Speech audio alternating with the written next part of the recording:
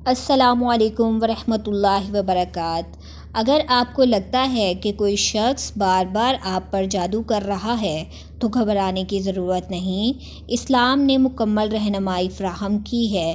پہلا قدم نماز کی پابندی ہے، کیونکہ 5 وقت کا نمازی اللہ کی حفاظت میں آ جاتا ہے۔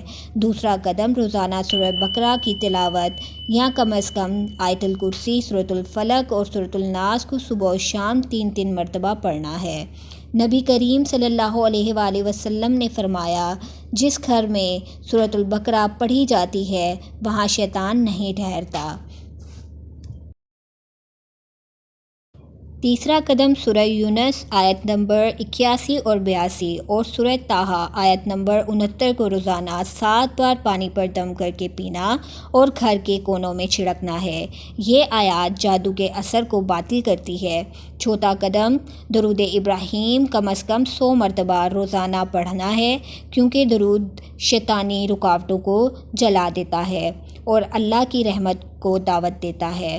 پانچواں قدم صبح و شام کی مسنون دعاؤں کا اہتمام ہے، خاص طور پر اعوذ بکلمات اللہ التامات والی دعا جو ہر آفت سے بچاتی ہے۔ چھٹا قدم صدقہ ہے۔ ہفتے میں ایک بار کسی بھوکے کو کھانا کھلائیں یا پرندوں کو دانہ ڈالیں۔ صدقے کی برکت سے جادو کرنے والے کا وار الٹا پلٹتا ہے۔ ساتواں قدم اہل حق سے رابطہ رکھنا، جھوٹے عاملوں اور غیر شرعی تعویذ نویسوں سے اجتناب کرنا ہے۔ یاد رکھیں، شفا صرف اللہ کے ہاتھ میں ہے۔ اگر علامات شدید ہوں، مثلاً مسلسل ڈراونے خواب، بے وجہ بیماریاں یا رزق کی بندش، تو کسی قابل اعتماد عامل دین سے رجوع کر کے دم کروائیں۔ گھر میں ہر جمعہ سورہ یاسین کی تلاوت اور اہل خانہ کے ساتھ اجتماعی دعا بھی بہت مفید ہے۔ پوری قوت سے یہ یقین رکھیں کہ جادو اللہ کی اجازت کے بغیر اثر نہیں کرتا۔ قرآن پڑھنے والا، صدقہ کرنے والا اور اللہ سے جڑا ہوا شخص کبھی مغلوب نہیں ہوتا۔